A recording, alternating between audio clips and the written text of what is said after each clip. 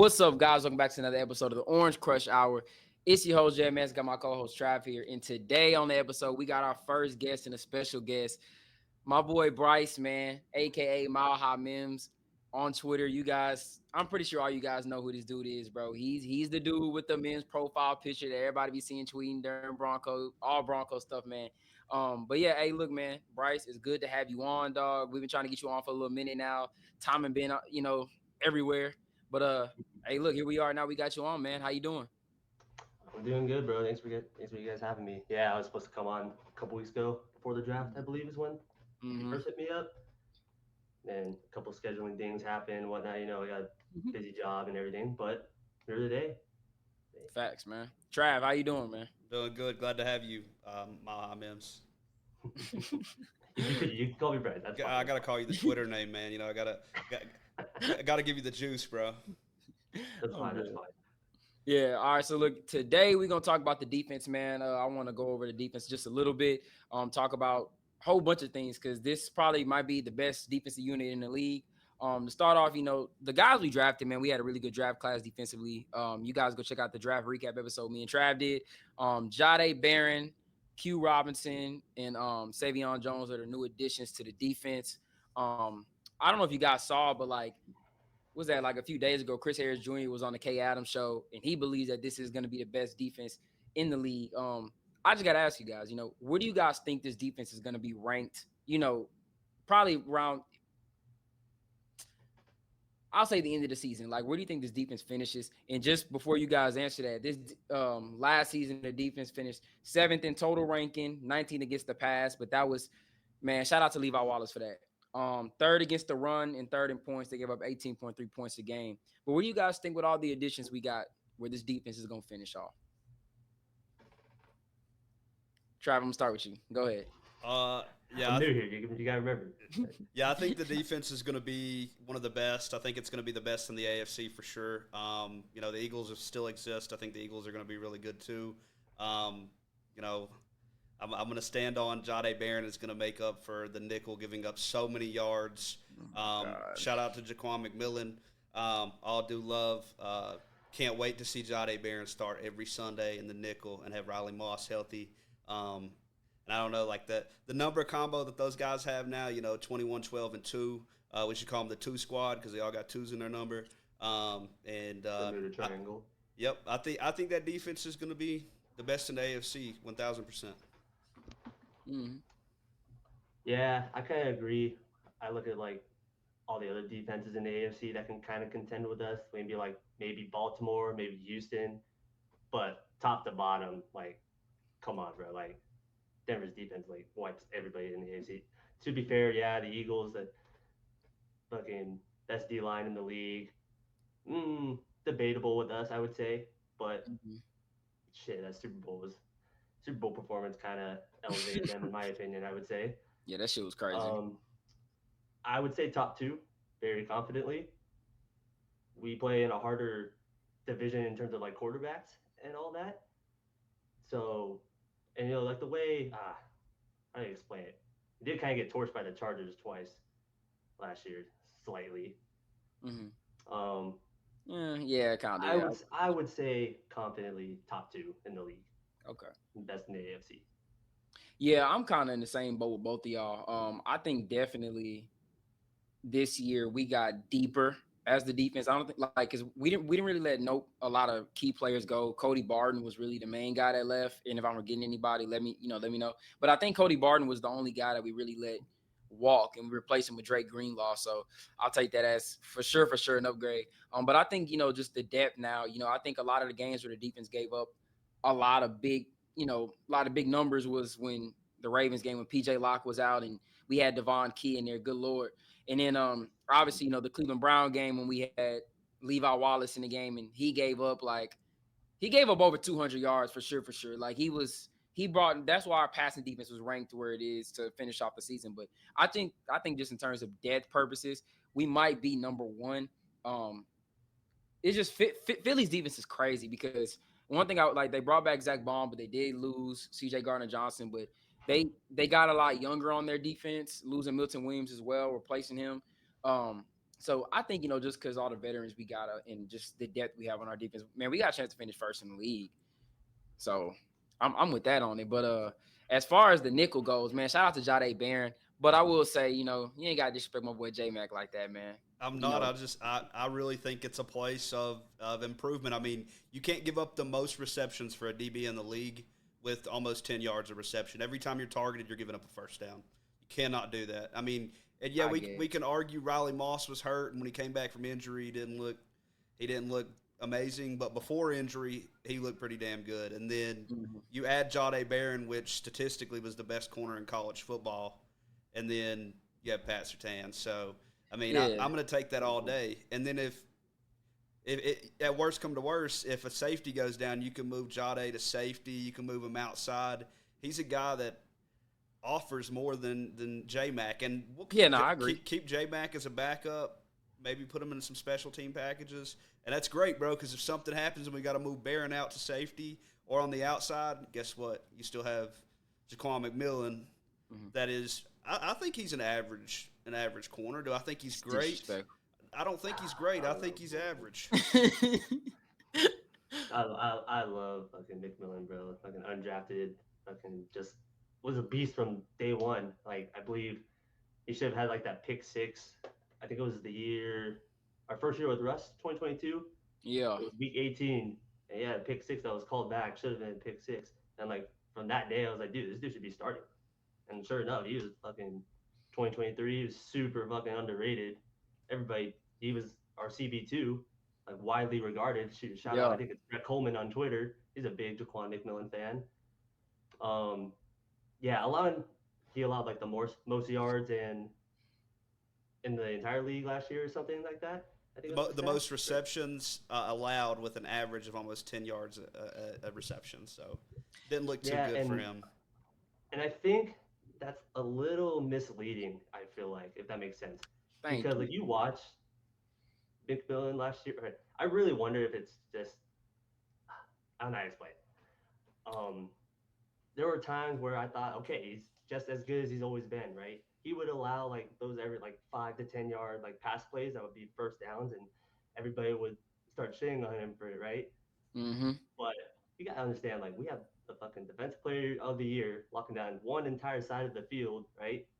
Moss was solid before his injury, fucking borderline Pro Bowler type level, I would say. So like he was the weak point of like the corners, right? So everybody wants to try and attack him. Granted, being a slot corner is insanely hard in the first place, It's even harder when you got a guy like Pat and Riley, right? Like on the outside. So like teams were literally just, they could only throw to him or run the ball or go after the linebackers, but he was the only link. But I do agree that Jade, getting an elite guy at that position can be, do this defense, justice. But I mean, McMillan, man, like he's still that guy to me. I think he's good. I'm not like, and I think that camp battle is gonna be harder than what people think. Like I'm not gonna sit and like, okay, look, I think Barron is gonna win the job, but I'm not gonna just sit here and say that like Jaquan is not just gonna get that man that job. Like that's gonna be hard for him to win, bro. No, I agree, and I think when it comes to like the clutch factor, like I don't want you to think I'm just shitting on him because I think he is a good player. Like that's the truth. Like the clutch factor in that Cleveland Browns, he had a game turning play that really helped us, and he's had a lot of those, and that's where I feel like his game stands out as like when it comes down to a clutch moment, he can get the ball back and he can put your team in a winning situation. However, I feel like Jade Barrett is going to lock up that part of the field, and it's going to force teams to run the ball, and I think our run defense has gotten better. So it's like I feel like that's the factor. If J-Mac is still out there, there's a possibility that he's still going to be the weak man out, right? So it's like I think Jade can fit that role and make that less of a worry for the defense. Yeah, I agree with that. That is the nicest thing you said about Jaquan McMillan. Dude, I like Jaquan McMillan, bro. I just think that you can get better there. I feel like when we talk about holes, like before the draft, like a hole that nobody was talking about was the slot corner position, bro, the nickel corner, like that. And it's not that he's bad; it can just be better, and that's the route they went. Yeah, it's one of those things where like obviously nobody was predicting Barron to go to the Broncos, right? If Nobody. anything on defense, it was all D tackle talk Yep. Yeah. everywhere, right? So like to say I was shocked when we took him is an understatement. I've been shocked before. Like, granted, like Sertan kind of shocked me, right? I never hated the Sertan pick, by the way. Everybody was just big Fields guys. I thought Sertan was a fucking beast because I remember his fucking dad being a baller. Mm-hmm. But like, I wouldn't say it was a hole, but like we were talking about like the Browns game, right? I wonder if that Browns game really opened up their eyes and just saying like, man, our secondary depth is just key, right? Terrible. And you sign Greenlaw to solve the linebacker issue because that's obviously our weak point of the defense, right? Mm-hmm. You still have Singleton as of right now starting alongside of him, which personally I'm not a huge fan of, but we'll get into that later. Yeah. Um, Safeties, you saying the Ravens game when PJ Locke was out and Devon Key was playing. I didn't watch that game live. I was in Arizona at a Cardinals game with friends, It was and sure rough. enough, I turned it on, and Devin Key's the worst tackler I've ever seen in my life. I was like, oh, bro, yeah. So like the backups to those start like our starting secondary is the best in the league by far. Yeah, most definitely. So, but like one injury, like Hufanga has like an injury history, right? Mm-hmm. So then if Hufanga goes down, Locke is back in the starting role, and Locke did struggle a pretty decent amount last year, I would say. And then that's another weak point that people can attack, you know? Like, so like I can understand their thought process now. Now it's been like what, a month since, wait, has it been a month? It's been like what, 3 weeks since the draft? Yeah, Something yeah, like that. yeah, yeah, yeah, yeah. Almost a So month. like, Almost a yeah, month. so I understand it a lot more now. Like he was the best player on their board. He was the best corner in the draft, best pure corner, I should say. Respect to Travis Hunter, but Yeah. but yeah, I understand it. Yeah, yeah, I understand it too. And like the one thing I'm glad we didn't do was get rid of like Jaquan and get rid of PJ Locke, like a lot of people thought we might have. I'm glad we didn't do that because I mean, look, if we got some of our starters going in the backup roles, that's what makes the depth so key. And hey, yeah, like bro, like you said, brother, the Browns game, it was like, dog, if any one of these dudes get hurt, it's over. And the thing is, even if like say Riley Moss goes down, you can move Jade to outside, and then Jaquan can step into the slot again. And like you just gotta like think about Jada. He can move in a lot of places. Cause say for example, you don't want PJ Locke at safety. You can move Jade to safety and then move Jaquan back into that slot spot. Like he's just kind of like a Swiss Army knife. It's like they said, he's the Joker. Defensive Joker, yeah. Yeah, yeah, defensive Joker, Come man. in, misled us just like always, you know. Mm-hmm. So I mean, I will say like that's definitely our strong suit. I think our front seven is like against the run, we ranked third, and I didn't think we were that great against the run, but I mean, I thought we were really good. Like compared to the 2022 season, like the season before this past season, it was it, It was bad. it was rough against the run. It was rough this year. I mean, like you think about the teams you got killed against. You got killed against Baltimore and Buffalo, and those are two like run Elite heavy first teams, offenses. elite of the Yeah, elite. Yeah. yeah, like you're not gonna like the only team that may be better than them is like Philly, and they got Saquon. So it's like, it is what it is there. But I think that's a perfect segue to our next topic, the linebacker position. Singleton said he's gonna be back healthy. For right now, he's slated to be the starter. Right next side to Dre Greenlaw, who everybody blew that injury out of proportion, and I'm so glad Greenlaw is healthy because man, look, I don't know where y'all were when that news broke, but I was in the movie theater. I saw Sinners, and my phone I had my phone on silent. So movie ended. I go on there. It's the first thing I see is Greenlaw's out for the year, and I'm like, oh, it's no way. Like when I tell Dang, you my bro. heart Only dropped, us, bro. I was like, it's no I was way like, this here we dude's go out for again. the I was season, literally bro. sitting in here and like that popped up, and I was like, there ain't no way that we just signed this man and then he's gonna miss the whole year. I was like, that's such a Denver Broncos Yeah, thing. like a month after signing, it's like, what was he doing in the offseason? Yeah, I'm like, bro, he was off.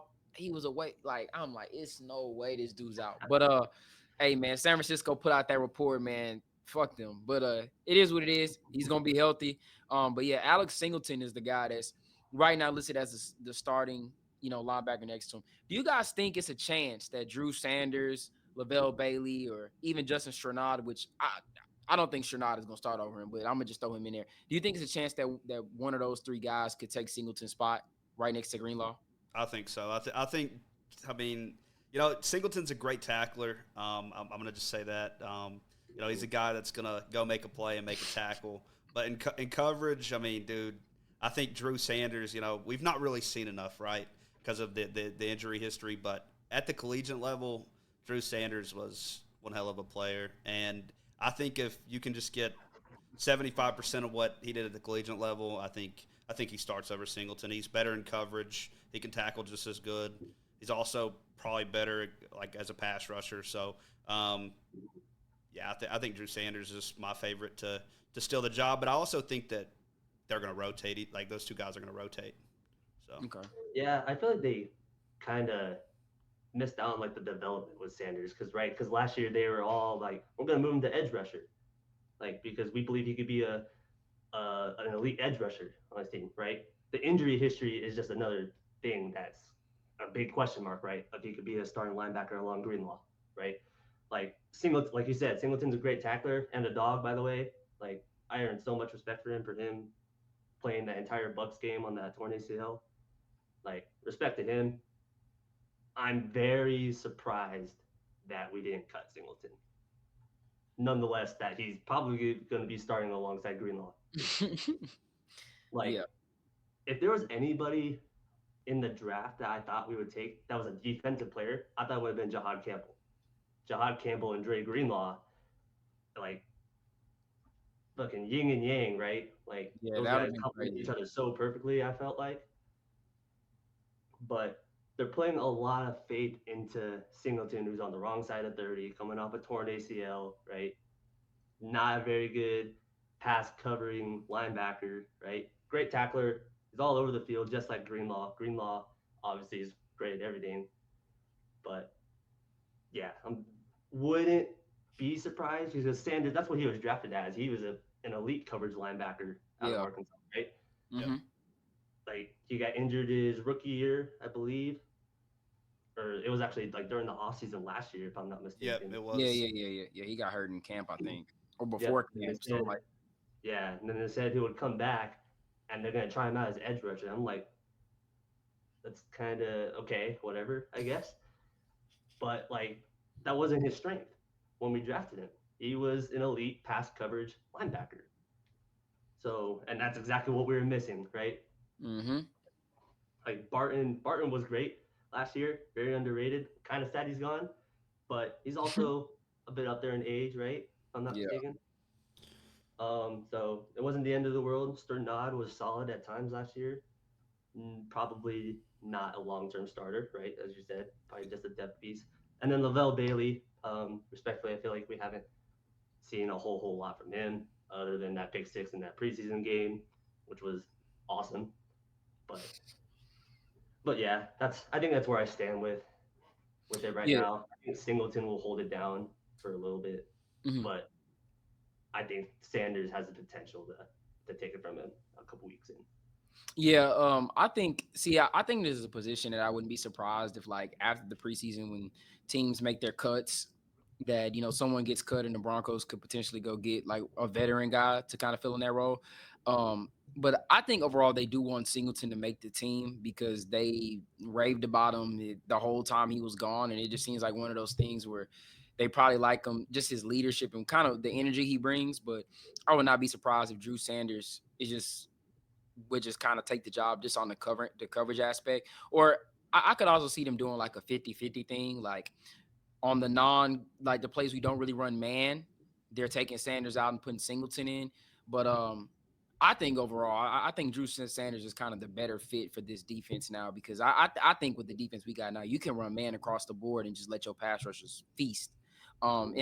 And like I think right now they're moving him kind of back to middle linebacker because our edge room is so loaded. I don't think Denver expected Jonathan Cooper to kind of take the leap that he did like this past season. And I think that's why they were like, man, we gonna, move Drew Sanders there and just see which one kind of pans out. But I mean, when you got Benito and Cooper leading the league combined sacks, like he and with Jonah Ellis there, and you drafted Q Yeah. Robinson Like, it feels like ages ago too, because we had Baron Browning last year for yeah, the like, first half of the year. Like we had a loaded edge room in the first place, and they wanted to move him mhm, to edge rusher, so it was yeah, like a little sketchy then as well. yeah, it was sketchy because it's like, it's like, but my process behind it, I'm like, maybe they just trying to see which one is gonna be that guy, and then, well, shit, we got it now, and then not to mention Dondre Yeah, Tillman is still there, like, so Yeah, hey, Tillman's a hey, dog, but hey, most underrated player on Mo, the yeah, goddamn bro, no, yeah, team. he's criminally underrated. Like, I was surprised that they like, I don't know what they're gonna do with him, like, but I'm hoping they bring him back, bro, because he's crazy. I mean But Yeah, he got signed, didn't he? I'm pretty sure he yeah, did. yeah, no, yeah, no. He's back, but like he's not here long term. So like next year mhm. he's a whole UFA. He's an unrestricted free agent next year. So Yeah, they gotta figure that out. I agree yeah, with Bryce's take on Singleton though, with thinking he was going to get cut. I actually got like hundreds of hate comments from Broncos fans because I said Cody Barton should be the one to stay and Singleton should get cut, and they like, I don't know, dude. They were all just glazing Singleton. Do I think Singleton's a good tackler? Yeah, but he couldn't cover Stevie Wonder on a route, so all right. um, he's just not good in coverage at all. Yeah, nah, he's pretty bad. And the fact that Cody Barton was like outstanding in coverage last year compared to him was like crazy to Mhm. me. Yeah, it Like, was like night and day. yeah, Like, it was wild. Like seeing that, and then Justin Stranad, he's just like, I think he's just like, he's a really good special teamer. And I'm not saying he did terrible when he got put in the lineup, but like the Chargers really exposed him because the Chargers were the first team to like yeah, go after him, bro. Like they were straight targeting him and PJ Locke, and I think that was the first game I was like, we might need to upgrade that safety, bro, because PJ out here getting killed. Yeah, Like they were killing both of mhm. them. send him back to And special teams, bro. yeah, I've been ready for that for a long time too. Yeah, I love PJ. Like we gave him his chance. Yeah, was that's why we signed Hufanga, right? Like he yeah, was man. Like, very clearly the biggest liability in that secondary. yeah, yeah. And the thing is, like, those guys, I will say PJ, like, they'll probably put him in on a lot of blitz packages if he does play. Because I mean, that's really his strong suit. He really plays better closer to the line of scrimmage. Um, Hmm. but yeah, going on to kind of the next thing, John Franklin-Myers and that whole situation. Apparently, he's been putting out a lot of comments and a lot of tweets, and I know he's not there for voluntary. I don't know if he was there today, but I don't think he was. I don't know for sure. I don't want to just say that as a fact, but I know he's been away for a while and he's been pretty vocal about the deal. What do you guys think, the Broncos should do with John Franklin-Myers? Like, do you think they should extend him, or you think they should, just kind of let this ride out, have him play this year, and then, move on to kind of the younger guys like Savion Jones and Q Robinson? I like John Franklin a lot. I think that he was a very, very key piece to the success Denver had on defense last year off of the D line. However, if it's Benito or John Franklin, or it's Zach Allen or John Franklin, um, I'm probably going to say he's the odd one out if we're talking about guys on the defense. I think you have to bring back Benito. You have to bring back Allen, and I feel like there's a reason they picked up Savion Jones. I think that Hmm. the play style is so similar. I know he's an edge, and he also plays DN, but I think he's going to be good. And I um, think he'll be more of a rotational player with Franklin Myers for sure. He's Yeah, like what 6'5", whatever. yep, Yeah, he belongs as a DN in my opinion. Like we're good on edges, you yep. know. And then yeah, next year, if say you don't bring John Franklin back next year, right? I mean, you have Jones there to fill that yeah. gap. He's 6'5", 280, bro. That's defensive end. Jesus Christ, fucking unit. Yeah, The that's fact that he crazy, played edge is crazy, though. Like, bro. And his wingspan is insane. Like, I'm gonna try to look it up. If they got exactly what it is, but I'm just looking at his frame, bro. His wingspan is crazy. But I agree with Trav. I think of all the guys we have to extend, Franklin Myers is definitely the odd one out. And it's not because he's like the most like recently acquired guy of all those guys. It's just like you said, like Savion and Q Robinson are like possible replacements, right? Mm-hmm. You guys know me, fucking Bonito's my fucking dog. Like I'll go to war to defend fucking Bonito. Like that dude should be signed by fucking tomorrow. Facts. I think Zach Allen will definitely be the first one signed, first one extended. that should happen any day now at this point. But you're like Savion fits Franklin-Meyers' role like so much. Like, it's not if he wants to keep, kind of being like a little dramatic about like why can I get extended, like he is on Twitter every now and then, then respectfully he can fuck off. Because like we got priorities straight, right? You gotta get Bonilla extended. You gotta get Zach Allen extended. I am still looking on Court, even though he's 30 years old now, right? Like you gotta extend Court. That's Bo's fucking go-to guy. That's right, JMX. Listen to Bryce right there. That's the take you've been waiting. I didn't even, bro. Okay, in the last episode, I came to the conclusion that what I'm saying, it's okay to extend Court. But yeah, it's just like, especially with the way we approach this draft, I just don't see how you can move on from Court right now. Like you're putting so much faith into, like if you don't extend Court and then he's gone after this year, then Marvin Mims is your wide receiver one, and me, Mims is my guy, but like he can't be a receiver one. That's not his role. Like yeah. Then you like hope Pat Bryant is the next Michael Thomas, like everybody's comparing him to. Mm-hmm. I agree, and I think that's the big question mark, right? Like yeah, Sutton had a lot of drops last year, and that's people want to bring up the fact that he dropped the football a lot, and I don't disagree. He did have some issues catching the football.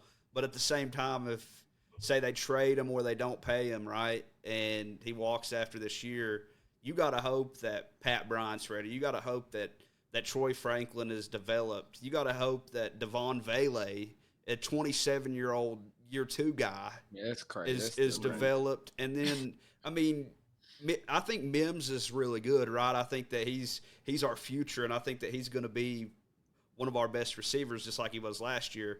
But I don't know that he really fits the role of being the one. I think he's the gadget guy and the two, right?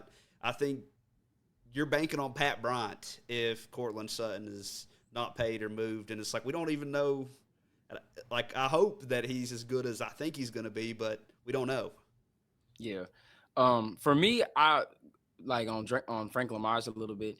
I think it's a lot of guys that got to get paid before him. I think that, like it's okay. He wants his money and I respect it, but it's like, you think the Broncos are going to like take care of you before Benito, Zach Allen, and Courtland Sutton? Like, I just don't think that's going to happen. I think if he does get an extension, it may be something like during the year or maybe even like kind of like how they did with DJ Jones. Like they took care of him, but it happened like the night before free agency started. But they really drag everything out, don't they? Yeah, but my thing with JFM is just like, dude, like you being online complaining, it's not gonna really like do too much. Like, I don't think that's gonna make the Broncos be like, all right, man, we gotta pay him. Like I mean, like you said, we drafted Savion Jones. We still got Malcolm Roach, who I think they got it. Yeah, that's why it's gonna get tough for him because who do you value more, Franklin-Meyers or Malcolm Roach? I mean, look. JFM, he's a really good player. I'm not going to sit here and deny that the dude is like not worth being paid. It's just you got so many guys that need to be paid, and it's like someone's going to be the odd man out. And if you're the Broncos, like who would you rather lose? Malcolm Roach, John Franklin-Myers, or possibly even Courtland Sutton? But overall, I don't know if they pay him. I don't know if they pay him. I could see a scenario where maybe they like franchise him in the future, but the way the franchise tag price has gone up, I don't know if that's something Denver even wants to do. Yeah, that shit's a little egregious now. Yeah, I love Franklin-Myers, but but I'm not giving you $25 million a year, bro. Yeah, that's ridiculous, right? Yeah, like at that point, you might as well just extend him like to whatever he wants his salary. But yeah, it's just a case of like you got too many guys that's good. But yeah, it's really tough, but I think Zach Allen's gonna get paid real soon. But yeah, it's really tough with JFM. But yeah, since you guys brought up offense, I guess let's talk about it. I want to be a defense episode, but you guys brought up the receiver. Yeah, like let's. I guess talk about the receiver room for a little bit. To go out what you guys kind of said, I'm okay with paying Sutton. I know everybody thinks I'm a Sutton hater. I'm not a Sutton hater, bro. Like I like Courtland Sutton. I like, the things he's done for this team, especially on and off the field. You know what I'm saying? It's just, in terms of him being a franchise wide receiver one, I think the jury's been decided on that, and I just don't think he is. I think Pat Bryant, you got to really get some out of him this year. And I think if he's as good as what I think he's going to be, like I know a lot of people were very questioned on his pick, but a lot of fans have come around to it. But I think he's going to be damn good, and I think if he has a damn good season, like I think there's a chance that you could let Cora walk and go younger there. Um, but that's just my opinion. Because if Pat Bryant is as good as what I think he's gonna be, now this is just my opinion. Like I think he could take Court's spot and you could go find another player, like a younger wide receiver to go after. Because I think next year's free agent market for wide receivers is really good. But I don't even know if they pay Sutton, to be honest with you. But I mean, would I pay him? I would, just because he's been a Bronco for a long time. Uh, Mm-hmm. He's a like I feel like you get a really good wide receiver one, he can be an elite wide receiver two. I do think Yes. that about Sutton. I just think as far as him being the wide receiver one on your team, I mean, he showed us time and time again, bro. Like he can get taken out of a game. And it's like when he gets taken out of the game, like Bo in the offense really does struggle. Like in the Saints game, we were able to win that game because we played the Saints who were basically running just dudes they picked up off the street. But I mean, like Marshawn Lattimore took him out the game, and I'm not even gonna get on about the drops. It's just like his separation numbers are just not good, bro, for a wide receiver one. But I'm expecting a big year for Pat Bryant. I think Sean's really gonna use the hell out of Pat Bryant, maybe even more than Troy Franklin. Like I think he's gonna come in and Sean's gonna love that guy and he's gonna play him a shit ton. So we'll see.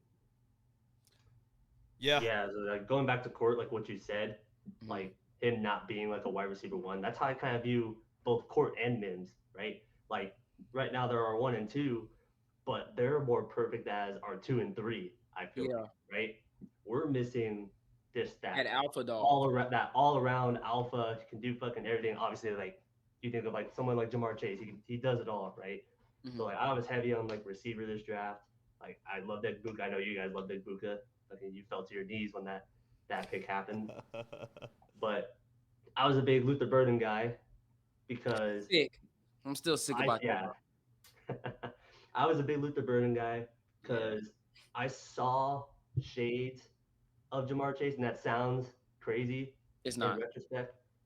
But like I think like his name's Nico Elite Takes on Twitter. He made like a whole video about it, and he hit it dead on. Like Burden has the potential to become that elite like wide receiver one, right? And most that's why I definitely. was like, dude, he would. We had Burden, Cortland Sutton, Marvin Mims, and Jesus Christ, Bo Nix is going ham this year, right? It's not where they went, right? Pat Bryant being very similar to when we drafted Court before his ACL injury, right? When Court can actually run after the catch and he can actually gain yards after the catch. Um, Maybe they're looking to replicate that a little bit. It will be weird to see how he'll fit in as of right now because with Devon Bailey, like Bailey should not have been as good as what he was At for being all. a 26-year-old rookie, seventh round or sixth round pick, whatever he was, 7th round. seventh round pick. He should not have been as good as what he was. He proved to be pretty reliable throughout the year. He was our chain mover. He was like that guy that was probably our more all around guy, I would say. Yeah. He Hmm. did a little bit of everything. Um, then that playoff game happened, and it's just like, okay, I think we've hit the ceiling, right? Troy Franklin, my dog from fucking Oregon, Jesus Christ, that could to say catastrophic rookie season is I think a little harsh because that's almost nice. But man, His ball tracking skills were terrible, bro. yeah, dude, like he's got so much to work on. I feel like Yeah. I think that's he's going just to so be. much to hit. And a lot of it is mental, which is definitely like the Troy. He got to work on a lot of like mental stuff, which I think that's the concerning part of it because like you're missing blocking assignments. You're struggling to track the D ball, and it's like damn. And then the cherry on top is like your hands are questionable, bro. Like Yes, and it's just yeah, I, he's like the scrawnier type of build, right? yeah, So like he wasn't drafted as a blocking receiver. He wasn't a blocking receiver at all. He was like that deep threat home run hitter, And then his ball tracking skills became absolute garbage once he got in the league. His hands are questionable. He's just not an elite route runner. So it's just like, I love you, Troy. Like, I want you to do well, but he's this kind of not elite at anything you need to be a receiver right now, as of right Yeah, now. yeah. I will say with Troy, the one thing I really do like about Troy is he can separate. That he was one of our, he might have been our best. Either him or Mims was one of our best separators last year. So I think he does have that in his favor. But if you can put like Sean was cussing this man out on the sideline of that Buffalo game, which I thought was, bro, that was some of the funniest shit. Like when you see the all 22 and he completely missed that blocking assignment, like flat out, I don't know what he was doing, bro. He flat out missed it, and Sean was screaming at him. Like, I think the one thing he does have going for him is, bro, like, you got the route running, dog. Let's just piece everything else together. Like, and I think that just comes, like, it was a reason why, like, he was with the third stringers in camp. Like, and I didn't want to believe it. I thought Denver was just kind of doing him wrong, but nah, he needed to be with them. But I think it's, like, I think our offense really and the success they're going to have predicates on specifically him and what jump he can take this year. I think, if he can just, I'm not asking to be a good blocker or anything like that, but if you can just track the ball, bro, like, cause like you be wide open. That's the thing, you be wide open, dog. Like Bo be really putting it in your bread basket for real. Like, I mean, Bo missed him in the Baltimore game, but about 90% of the time, bro, the ball is in your bread. It's right there for you to go get, and you slow. It's either you slow down, like, or you like you stop running, bro. Like we just need, or you dropping it, and it's like, come on, Troy, bro. Like I think he's going to have a breakout year. Might be an unpopular opinion. I feel like I hope so, man. I really do. I really do, bro. When we like, talk about separation and we talk about how they utilized him, I truly don't believe he was utilized correctly either. Because I mean, if you use him over the middle of the field, he's going to gain yards, kind of like Mims. You know, their play style is very similar. Troy's just bigger, maybe a little bit faster.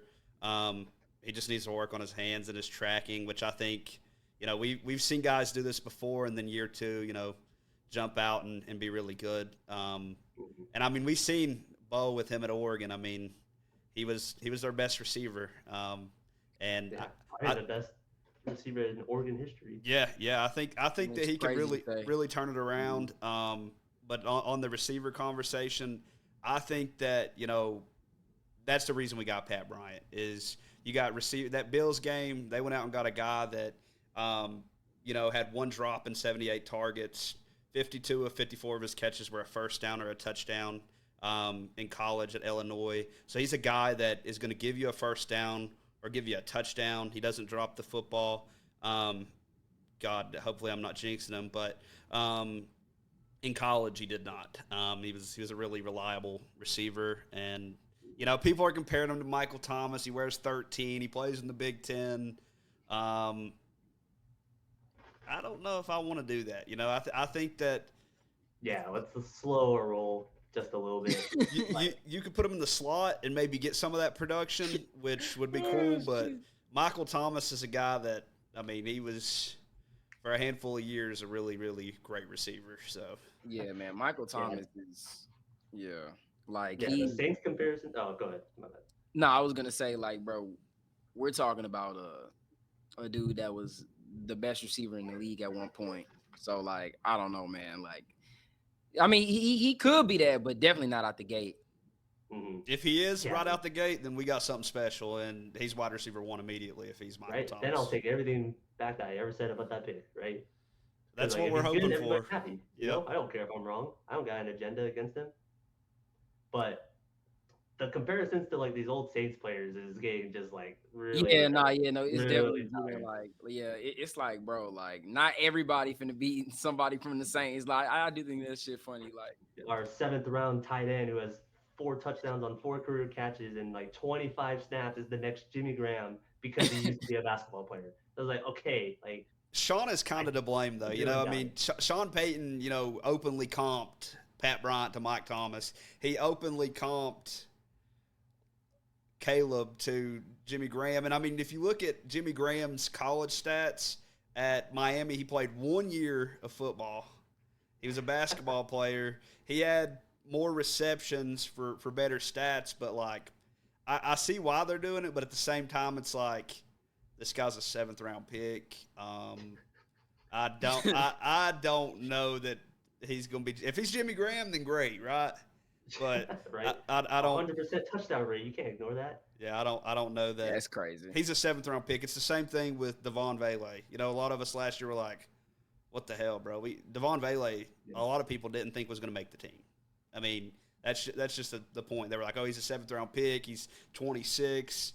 And then he went out into camp and basically showed them that he could replace Tim Patrick. He went out there week 1 and was our leading receiver. He was like 8 catches for like 40 yards or something.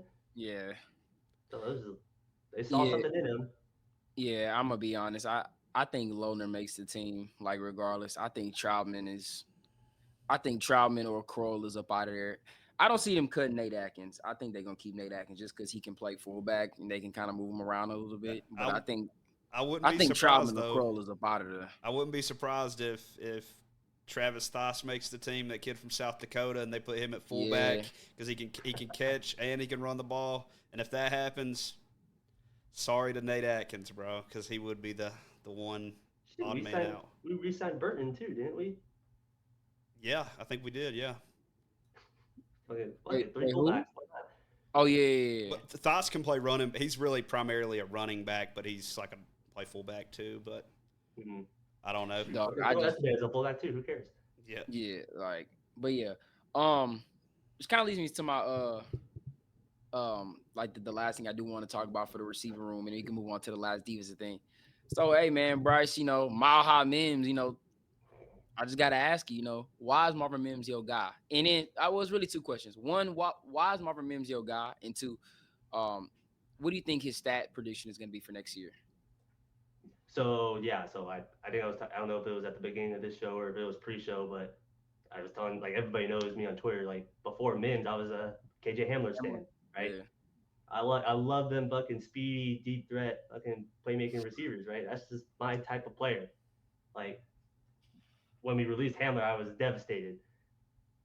Yeah, granted, I completely understood why. He had like a heart issue. I was like, oh, okay, fucking sorry to hear that. Like, he was out of there. Mims was our first pick in 2023, correct?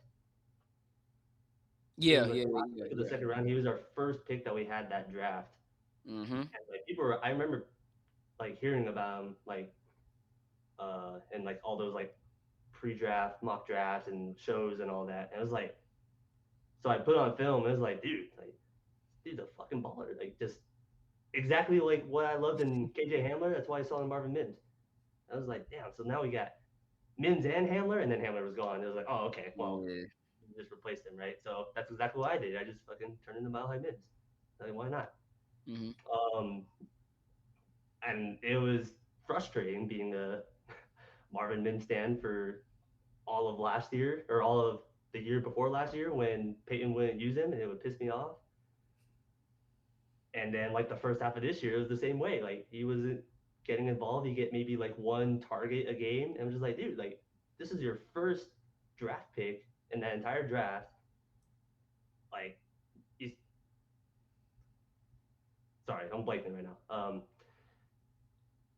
Obviously they figured it out, right? They use him as a fucking the Joker role. He does a little bit of everything, right? Dog. Fucking deep threat. He can be your fucking screen guy. No more fucking Lil Jordan Humphrey screen passes. Oh my God. They could throw it to Marvin Mims. Jesus Christ. That homecoming might be happening. That was the most frustrating part. Yeah, he had a fucking addiction to fucking Humphrey. And it was just the most frustrating thing ever. It's like, hey, real quick, and I'm gonna let you keep going. I don't know if you said the Giants cut that man this morning. Yeah, he could stay far away from I legit pray that Sean Payton does not bring that man in. They're gonna cut Trent Sherfield. Bro, I swear to God, if they cut him, if they cut A.T. Perry for this man, I'm going to lose my absolute mind, bro. I don't want to see Jordan Humphrey on the back of any jersey for the Broncos ever again, bro. And the fact he wore 84 was disrespect to Shannon Sharp. Shannon Sharp better. If I'm Shannon, bro, it's straight hands when I see, bro. Like you disrespect him, I know you disrespected everything, bro. If they bring him back, I'm buying you a Jordan Humphrey Don't, jersey, bro. I promise you. I am, bro. Promise you. You would be forced to hang it on your wall. Yes, Bro, autographed. We'll get it autographed. Everyone knows you're the biggest Lil Jordan Humphrey fan. Dog, I'm gonna be so pissed, bro. We signed this man. I don't think people understand. Like I'm gonna be angry if that man, if Mike Cliff's like, yeah, the Broncos are bringing him in, prior to camp, fill out that 70-man roster. For the preseason, I'm gonna be so mad, bro. Dude, I'm telling you, it's gonna happen, bro. He's just like Adam Troutman, bro. He's a Sean Payton guy. Like Adam Troutman, Troutman should get on a bus and never return. Shit, like you guys shit on Troutman a lot. I like him better than Kroll. Still, I do too. No. He's a better player, but dude, if something they're both terrible. If something happens to Evan Ingram, bro, we're in fucking trouble at tight end again. Like, Evan Ingram will save my life for real. Yeah, that's what we're hoping for. Yeah, I mean, if I gotta watch another game with fucking Troutman or Kroll on the field for the majority of the game, yeah, I'm gonna be sad. But hey man, give us your Mims stat prediction for this year. What you think is gonna be looking like? All right, so the way I look at it is Sutton's still your receiver one. Mims is. I fucking hope they use Mims for an entire season this time with the way he ended last year, right?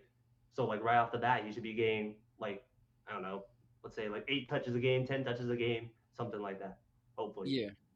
He had 500 yards, 6 touchdowns last year. Yeah, 500 yards, and he was practically invisible for a good portion of the first half of the year, right? So let's say 800, 850. I think he's 1,000. If you use him for the whole year, I think because he got that on 39 catches. So I think if he can get, I think if you can use him for the whole season, bro, like he can easily get 1,000. Yeah, like if he gets 1,000, I'm never shutting up about it. But like I look at it like they drafted Pat Bryant that high, right? Like I expect them to use him a lot. I expect them to try and develop Bailey and Franklin as much as possible. And we saw it like. When somebody's hot, they don't necessarily keep feeding them, right? Yeah, they don't. Spread it out and everything. That goes with the running backs. That goes with the receivers and everything. So just like, if he gets like 1,000 yards on like 50 catches or something like that, then maybe he catches like a 50-yard touchdown every game. And it's like, yeah, that's perfectly fine. That works with me. It just makes me wonder, with like us getting RJ Harvey, he's going to be getting a lot of swing passes and dump offs that did go to Marvin Mims because we didn't have a back that was quality enough to basically take that role, right? I don't know if RJ Harvey being our back is going to hurt some of Mims, getting those swing passes out of the backfield, or if you have both of them back there and the defense don't know what to do, which I would love to see. I just wonder because I think RJ Harvey is going to be a huge impact in the pass game and the run game. I think that he's going to get a lot of targets. I wouldn't be surprised if they use both, honestly. I wouldn't be surprised. Yeah, I don't think they'll change anything, to be honest, because it worked so well. It did. Yeah, because snaps and all that. Yeah, because all you're doing is swapping RJ Harvey for Javonte Williams, which is the upgrade of the century. So, like, I don't think Mims is going to be, his role is going to change. But I do hope, because it's no reason why, like, the first, 1, 2, 3, 4, 5, the first, 6 games of the season, like, this man had 3 catches, bro. So it's like, it's no way. Like, it's no way that should ever happen again, bro. I'm hoping that they use him coming out the gate. And if they do, he's going to get well over 1,000 yards. Well over. Because he's still our best deep threat. Because really, he didn't start to get utilized until the Atlanta Falcons game. Correct me if I'm wrong. And that was like November. Yeah, which is atrocious. Why did it take that long? Fucking, you tried to prioritize Lil Jordan Humphrey over fucking your second-round pick. Good God, bro. Jesus Christ. Don't remind me. This dude's so And think bad, about it, and I don't mean this in a bad way, but like if Josh Reynolds stayed healthy, and they would have probably still went the route of let's try to give Josh Reynolds and Jordan Humphrey and Courtland Sutton the roles to be, the receiving room.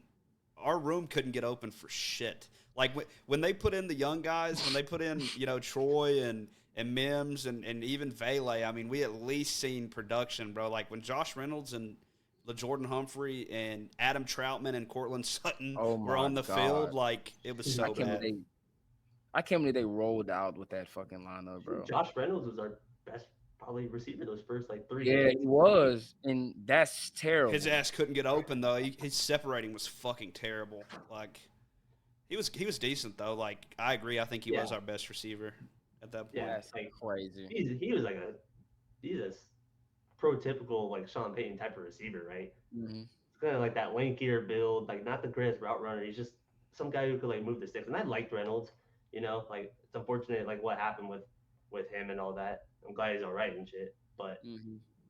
but yeah, like the entire vision of how they started off the year with that offense was just so out of sorts with me. I just couldn't piece it Yeah, together. it was really a mess in terms of like the receiving room. So, Mhm. like for sure. But hey, as long as Lil Jordan Humphrey and Javonte Williams are off the squad, we should most definitely see some improvement, especially early on to start the year. Like hopefully, oh, and shout out to you. This man tweeted that it's looking like we're gonna be playing the Chiefs week 1 Sunday Night Football.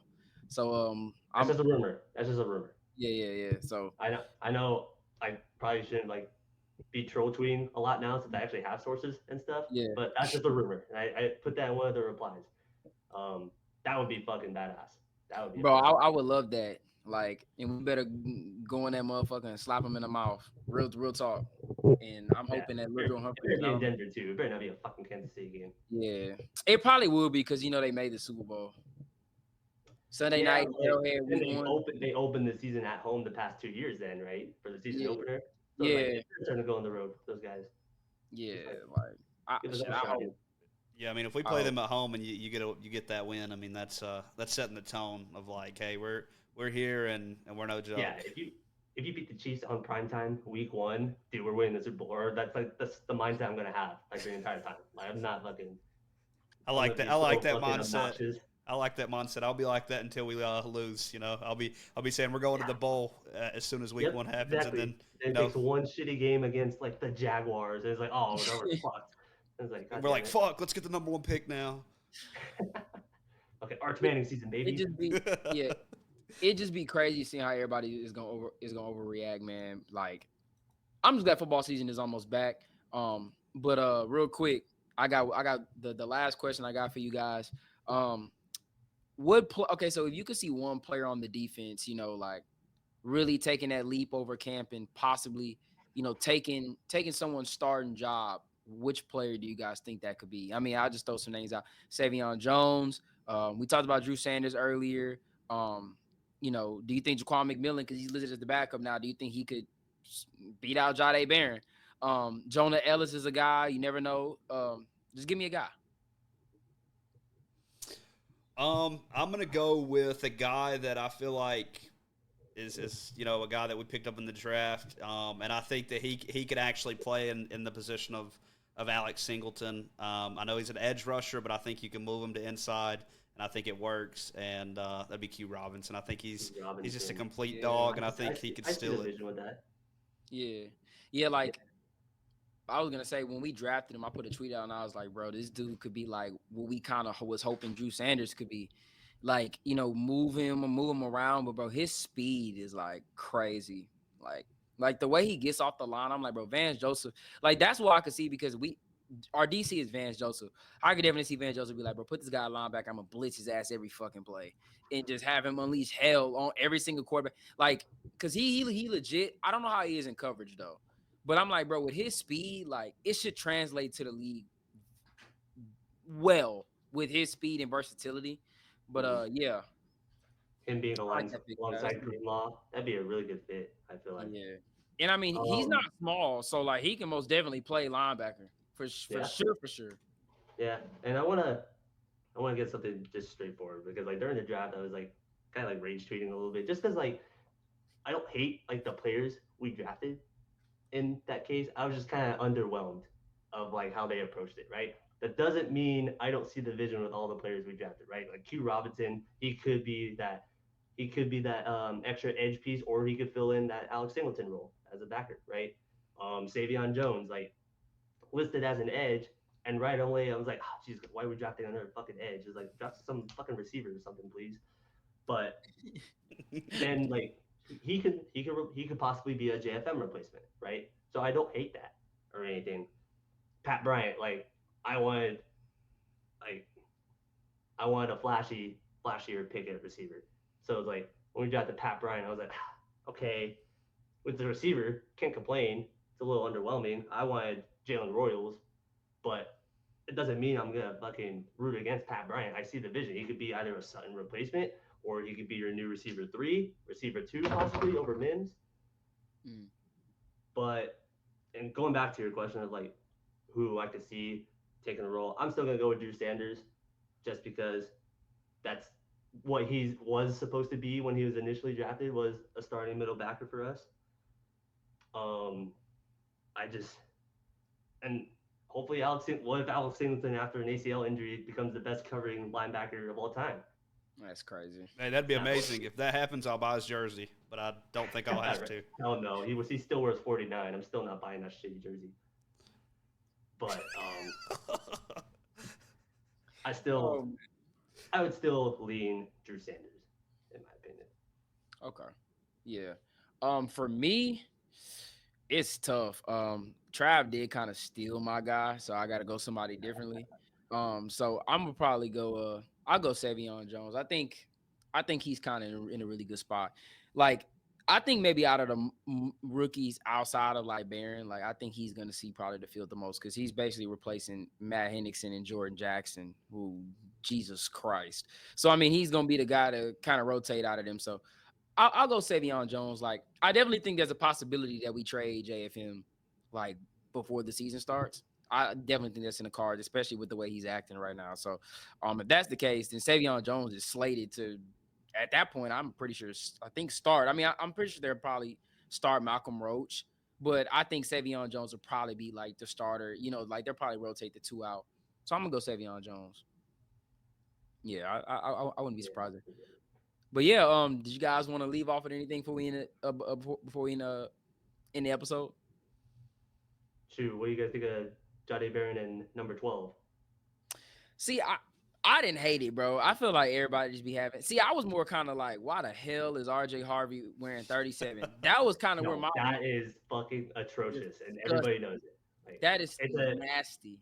It's an annual humiliation ritual. All right, we did that with Riley Moss his rookie year, and granted he was hurt, so like we never got to see that number anyway. And we did the estimate last year. Yep. Granted, it didn't look too bad on estimate. I didn't think. No, it didn't look too bad on estimate, but like it looks filthy on RJ Harvey. It looks it is diabolically bad. It is so Harvey, bad, right? Bro. I'm like, dude, he has to change that shit. Bro. I think he needs to be a single digit. I mean, and everybody's like, oh, like it's different. It's different. I mean, somebody better get cut. And I mean, 28 could be available if they decide not to roll with Tyler Bidet. Hopefully they have him. My favorite number is 27. So if Damari Mathis gets cut, I mean that's just jump all over that. Deuces. I think number 4, and I mean I think a guy like Trent Sherfield should give him number 5 when we talk about single digits. Which you know how Sean Payton rolls. I mean, if a player at camp is playing like a starter, I mean, he could rip the number off of one of those guys' backs and give it to RJ Harvey. That one video of the dude in the Walmart where he just rips it off, yeah. I mean that could be it, because I mean, Estime, I mean, he went from that shitty number to number 23, which I think is a nice number. I mean, for a running back, yeah. Yeah, like I don't think they reported it at all, but I think Sam Ellinger took number 4. Yeah, I think that's it too. If 4 was available, Harvey would have jumped all over that for sure. Yeah, and a third-string quarterback should not have number 4 over a guy that's, in my opinion, is going to be RB1. Like, I'm sorry, like. Yeah, our third-string quarterback was number 4 last year. Yeah, it was. Yeah, it was. Sherfield took 5, kind of hurt. I was like, damn, like Draymond Smith wearing number 1 his entire tenure kind of pissed me off. Yeah. It was a little sour. Now Ingram wears 1. What number did Jade I wear in love that college? so much. Jade What wore number did Jade wear in 7. college? He wore 7. Yeah. Damn. He started as 23 and then he went to 7. Yeah. Wait. Who wears 23 now? Estimate. Oh yeah, I forgot he does. Mhm. I mean, 12. I like 12 on them. People just don't see the vision, but I I think like 12 it. is solid. They all wear. Yeah, They all Yeah. have a 2. So yeah. Exactly. Sertan 2, Barron 12, Riley Moss 21. That's a triangle right there. Yeah, you know? I Yeah. like it. And don't forget about 29. He got 2 in his number too. Okay, you know me, I'm a McMillan guy, but he doesn't fit in there at all. What is Nah, he, the boat in the middle of the triangle or what? no, I'm just playing. I was messing with Trash. That motherfucker on the outside of the triangle looking in. But All right. Oh yeah. 29-9 with Hufanga. Yeah, they're their own triangle. Oh yeah. With the line. Wait.